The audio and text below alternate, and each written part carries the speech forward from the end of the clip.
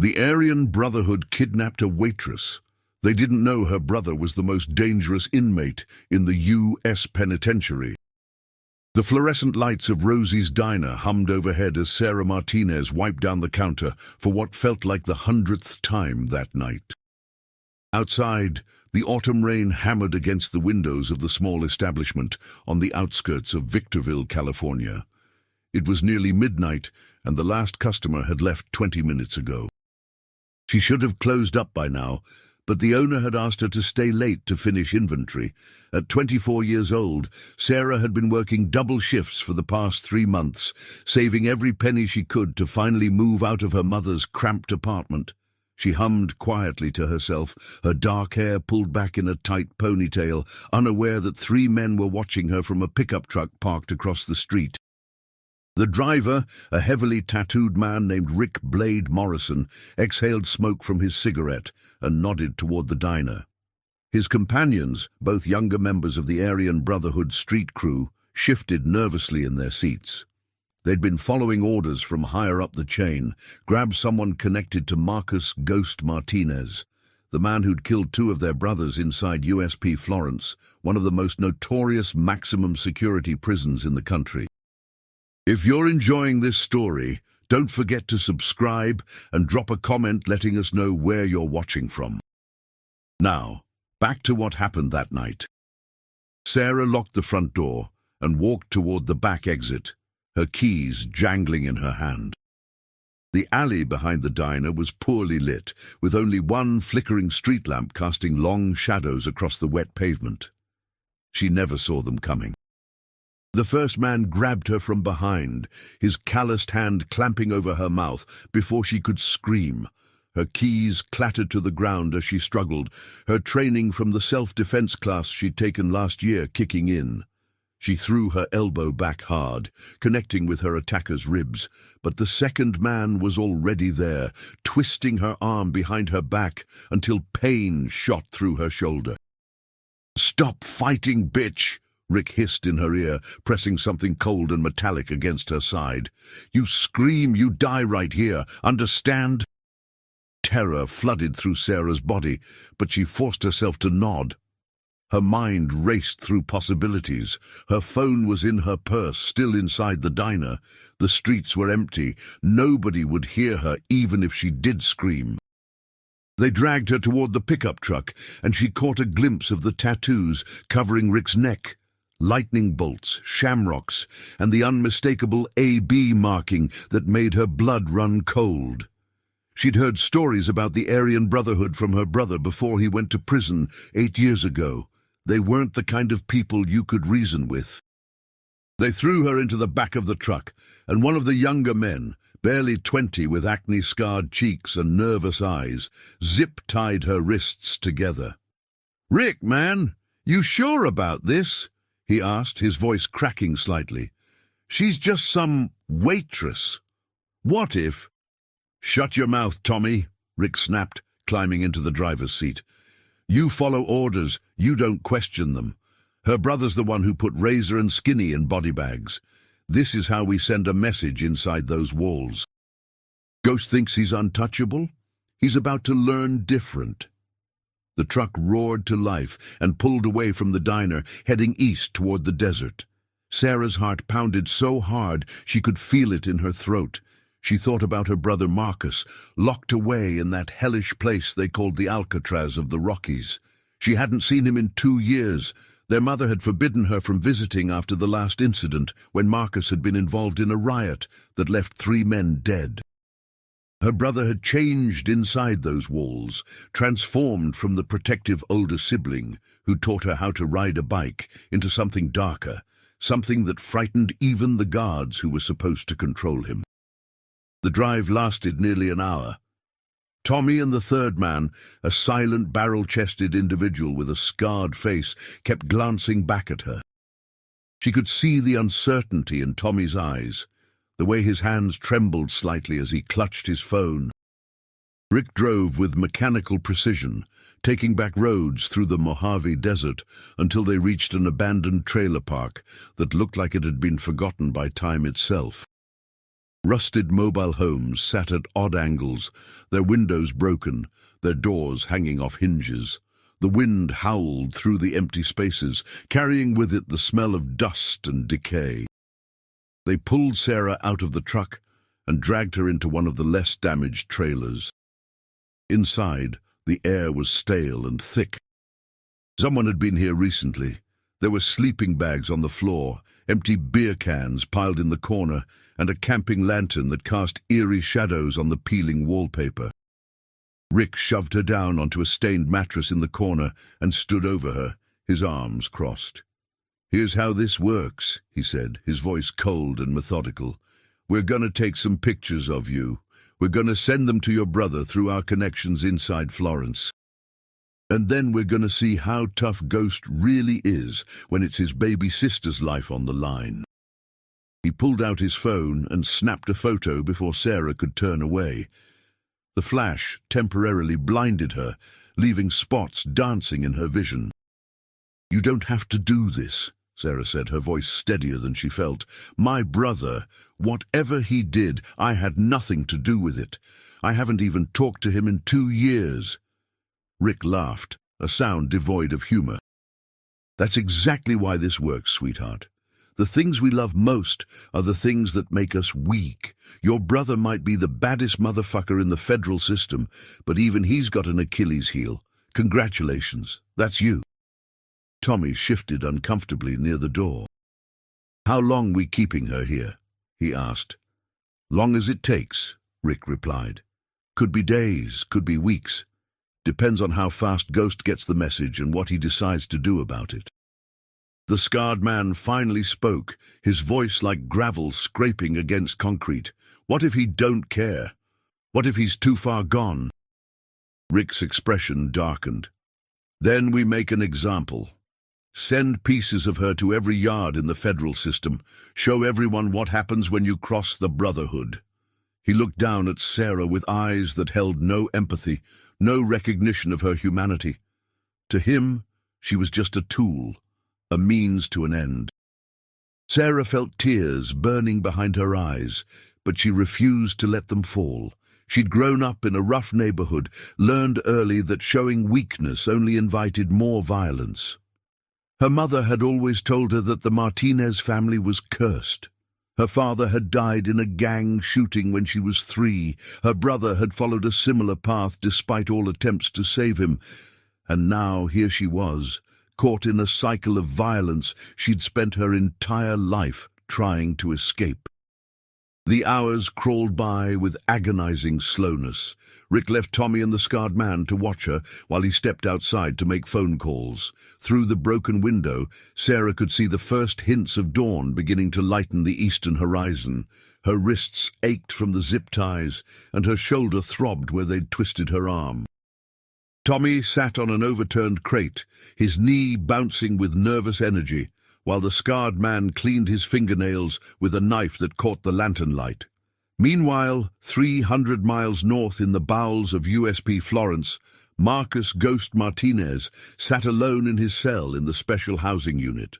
The cell measured 7 feet by 12 feet. He'd paced it so many times he could walk it with his eyes closed. 23 hours a day in this concrete box, 1 hour of recreation in a slightly larger concrete box. This had been his life for the past 4 years, ever since he'd killed 2 Aryan Brotherhood members in the general population yard. The incident had been inevitable. They'd come at him with shanks during rec time, and he'd defended himself with a level of violence that had shocked even the most hardened inmates and guards. When the dust settled, both attackers were dead, and Marcus had barely a scratch on him. The prison had labeled him a threat, a predator too dangerous to house with other inmates. But what they didn't understand was that isolation didn't break Marcus. It forged him into something harder, sharper, more focused. In the silence of his cell, he'd learned to control the rage that had dominated his youth. He'd learned patience, and he'd built a reputation that extended far beyond these walls. A guard approached his cell, his boots echoing in the empty corridor. "Martinez, you got a visitor, legal counsel." Marcus stood slowly, his 6'2" frame unfolding with the economical grace of a predator. At 32, he was all lean muscle and controlled power, his arms covered in tattoos that told the story of his life, his family's names, dates of friends lost to violence, and the Mexican flag on his left shoulder.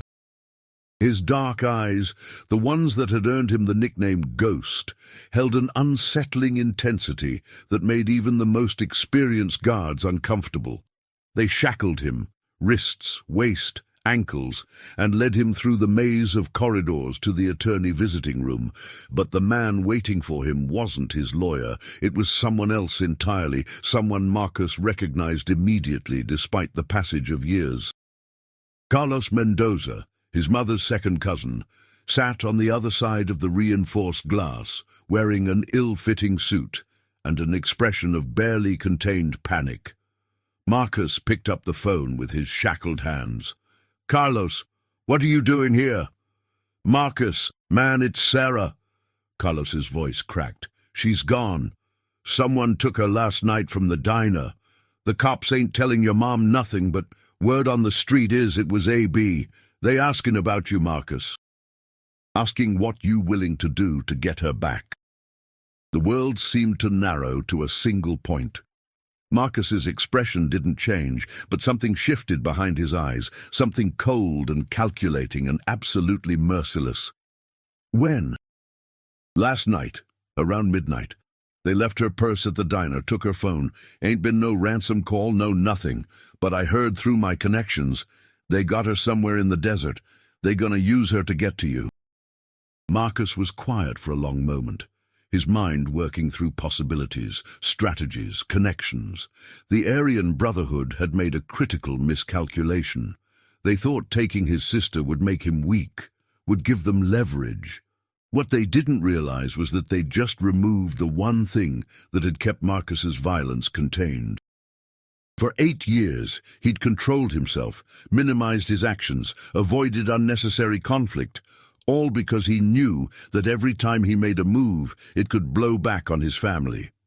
But now that his family was already in danger, that restraint was meaningless. "Tell my mother I'm handling it," Marcus said quietly. "Tell her Sarah's coming home." "Marcus, what can you even do from in there? You locked down 23 hours a day. You got no phone, no—" "I got something better than a phone," Marcus interrupted. "I got a reputation, and I got debts people owe me. You go home, Carlos. Stay with my mother. Keep her calm. This'll be over in 72 hours. After Carlos left, the guards returned Marcus to his cell. The moment the door closed, he began to work. The prison underestimated what could be accomplished in isolation when you understood the invisible networks that ran through every correctional facility in America. Messages traveled through guards who supplemented their income with smuggled goods. Information flowed through the medical staff who treated inmates from different yards. Even the chaplain, well-meaning but naive, carried whispers between men who weren't supposed to communicate. Marcus had spent 4 years building a web of connections, trading in the only currency that mattered in prison: fear and respect. He'd protected some men, eliminated threats to others, maintained a careful balance that had given him influence far beyond what his isolated status suggested. Now it was time to call in every favor, activate every connection, and remind the Aryan Brotherhood why they should have left his family alone. The desert night was cold, and Sarah shivered on the stained mattress. They'd given her water but no food, and her stomach cramped with hunger. Tommy had dozed off in his chair, his chin on his chest, while the scarred man watched her with unwavering attention. Rick had returned an hour ago, his mood even darker than before. "Your brother got the message," Rick said, crouching down in front of her. "You know what he said?" He laughed bitterly. "Nothing. Not a goddamn word. Looks like Ghost don't care about his little sister as much as we thought."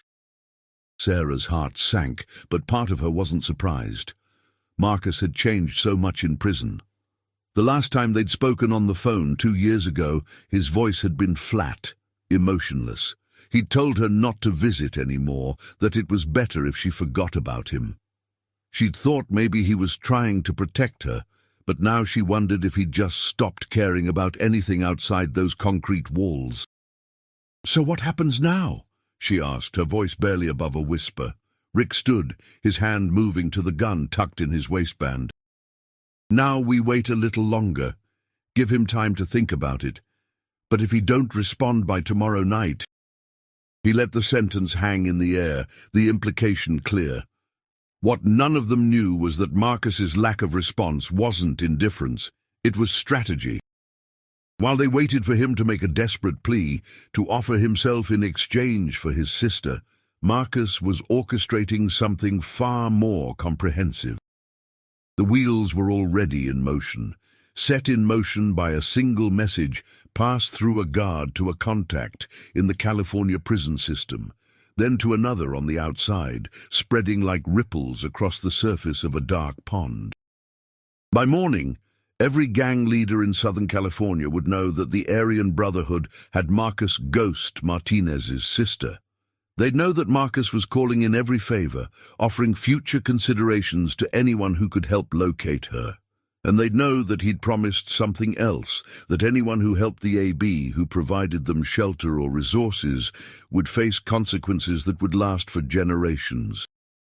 Marcus wasn't just threatening individuals. He was threatening bloodlines, entire organizations. It was a declaration of total war, and the kind of men who operated in that world understood that when Ghost Martinez made a promise, he kept it.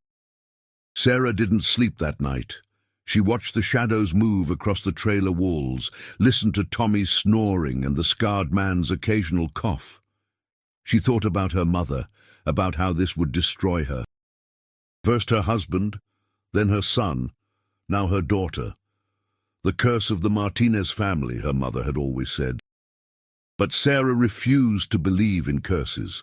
She believed in choices, in actions and consequences.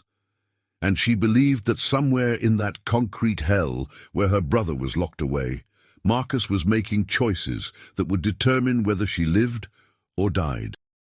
As dawn broke over the desert, painting the sky in shades of orange and pink, Rick's phone buzzed. He looked at the screen, his expression shifting from confidence to confusion to something that might have been fear. He stepped outside to take the call, and Sarah could hear his voice rising, though she couldn't make out the words. When he came back inside, his face was pale. "We got a problem," he said to the scarred man. "A big fucking problem." Tommy jerked awake, wiping drool from his chin. "What kind of problem?" "The kind where maybe we should have thought this through better," Rick said, pacing now. "That was Dale on the phone. Said there's contracts going out. Said Ghost is burning bridges we can't afford to burn. Said there's people looking for us who ain't friends of the Brotherhood." The scarred man stood, his hand moving to his weapon.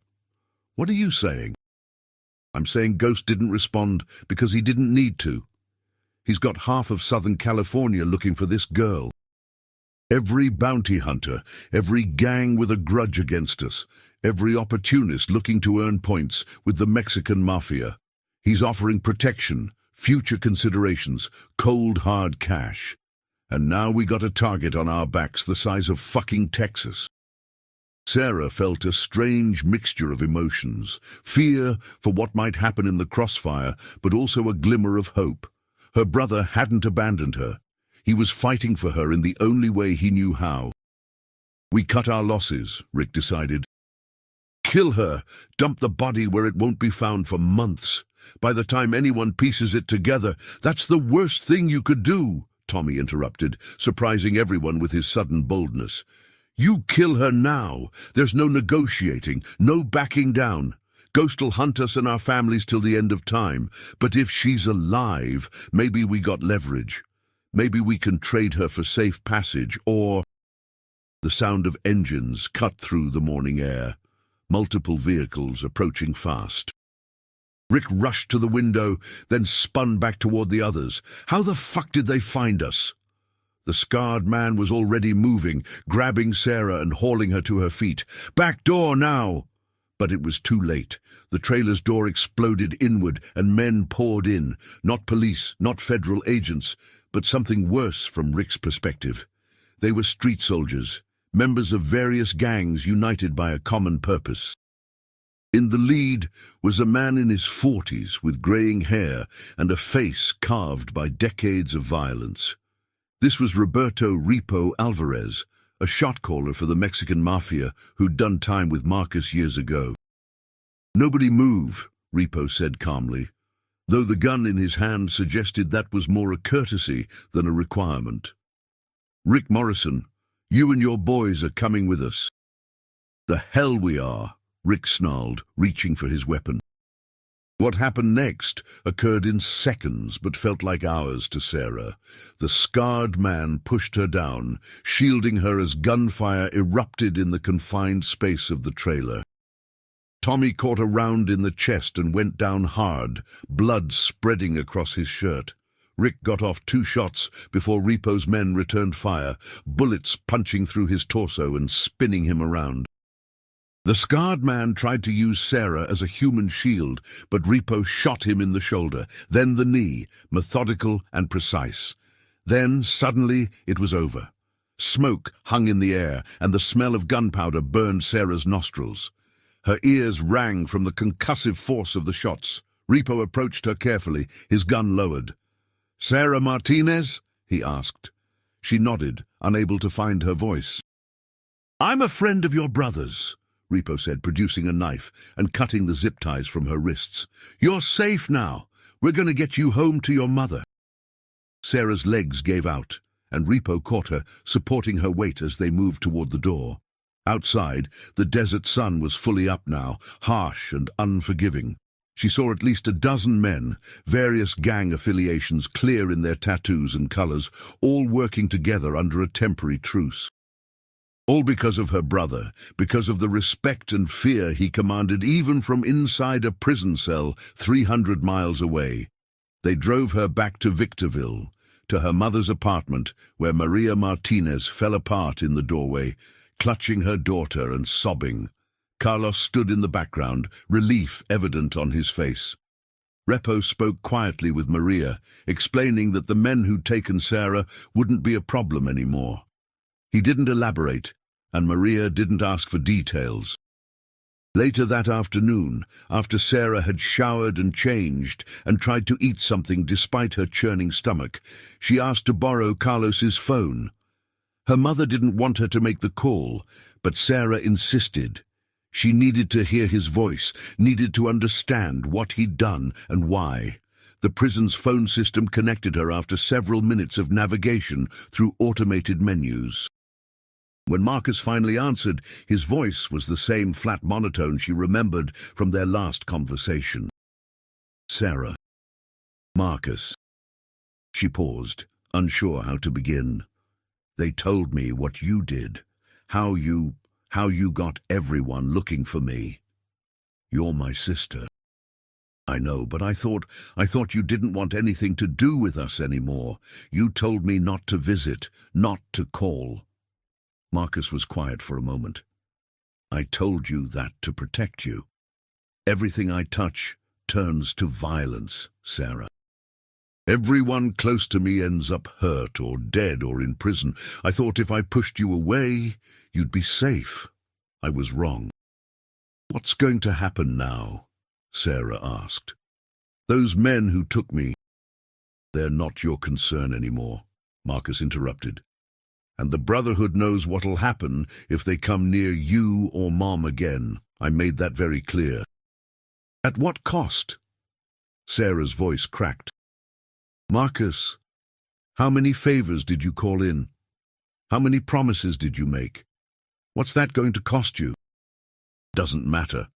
It matters to me. I don't want you sacrificing yourself." "You're alive," Marcus said, and for the first time she heard emotion in his voice. Not much, but it was there, a crack in the armor. "That's all that matters. You get to finish school, get married, have kids, live a normal life. That's worth whatever price I got to pay." Sarah wiped tears from her cheeks. "Will I ever see you again? Outside those walls? Honestly?" Probably not. I got another 20 years on my sentence minimum, and the choices I just made, they didn't make that situation better. He paused. But I need you to promise me something, Sarah. Promise me you'll leave California. Go to college somewhere far away. Change your last name if you have to. Build a life that has nothing to do with this world. Can you do that? Marcus, promise me. I promise, she whispered, though the words felt like a betrayal. Good. Take care of Mom. Tell her I love her, even if I don't say it enough. He paused. I gotta go. The guards are watching. Be safe, little sister. The line went dead before Sarah could respond.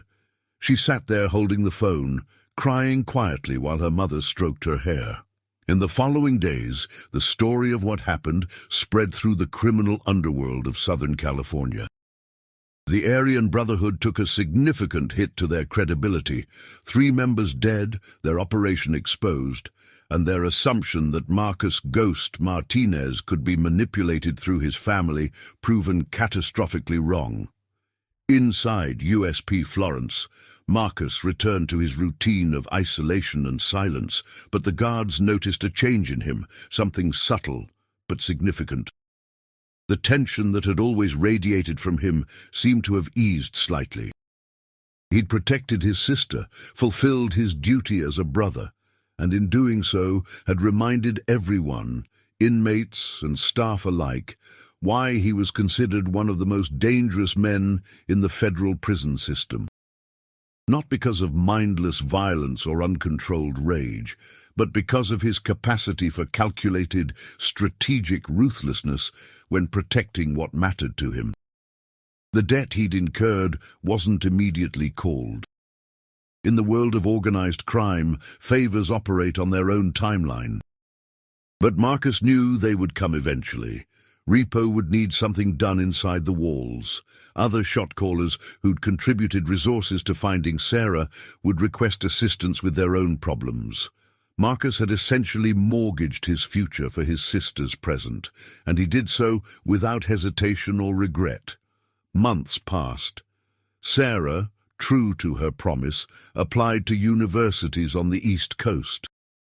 She got accepted to a nursing program at a school in North Carolina, a place where nobody knew her name or her family's history. Her mother was heartbroken to see her go, but understood it was necessary. The Martinez curse, if such a thing existed, would not claim another generation. On the day Sarah left California, she made one final call to her brother. The conversation was brief. Prison calls always were, but meaningful in its simplicity. I'm leaving today, she told him. Good, Marcus replied. You're gonna do great things, Sarah. I know it. I'll write you, send you pictures of my new apartment, tell you about my classes. I'd like that. Marcus, yeah? Thank you for saving me, for everything. Marcus was quiet for so long that Sarah thought the connection had dropped. Then, barely audible, he said, That's what brothers do. Years later, when Sarah graduated from nursing school with honors, she sent her brother a photo of herself in her cap and gown, standing in front of the university campus. In the background, autumn leaves painted the trees in shades of red and gold. She looked happy, healthy, and most importantly, free from the shadows that had haunted their family for generations. Marcus kept that photo on the small shelf in his cell, one of the few personal items he was allowed to possess. In the harsh fluorescent light of his isolation unit, surrounded by concrete and steel and the constant low hum of the prison's ventilation system, that photograph represented something precious, proof that his choices, his violence, his sacrifice had meant something. His sister had escaped. She'd built a life worth living, and if the cost of that life was his own freedom, his own future, then Marcus Ghost Martinez considered it a price worth paying. In a world defined by violence and loss, he'd managed to protect the one thing that still connected him to the man he might have been, his family. And that, in the end, was enough. The Aryan Brotherhood never made another move against the Martinez family. The message had been received, understood, and permanently integrated into the institutional knowledge of the organization. Some targets weren't worth the cost, and some men, even locked in the deepest, darkest holes of the prison system, possessed reach that extended far beyond their cells. Rick Morrison's body was found 3 days after the rescue, in a shallow grave in the Mojave Desert. Tommy had died in the trailer, his family quietly burying him without ceremony or questions. The scarred man survived his wounds, but disappeared from the streets, presumably seeking a less dangerous line of work. The story became a legend in certain circles, a cautionary tale about the dangers of underestimating family bonds and the long memory of men with nothing left to lose. Sarah never forgot what her brother had done for her. As she built her career, met a good man who knew nothing of her past and eventually started a family of her own, she carried Marcus's sacrifice with her. She named her first son after him, a decision her husband questioned but eventually accepted. And every year on the anniversary of her kidnapping, she wrote her brother a letter, thanking him for the gift of her life and updating him on the world he'd made possible through his impossible choices. Marcus read every letter, every update, every photograph, and in the solitude of his cell where men were sent to be forgotten, he found a kind of peace. His life had meaning, his suffering had purpose. And somewhere out there, beyond the concrete and razor wire and endless empty corridors, his sister was living the life he'd never have, free, safe, and happy. That was enough.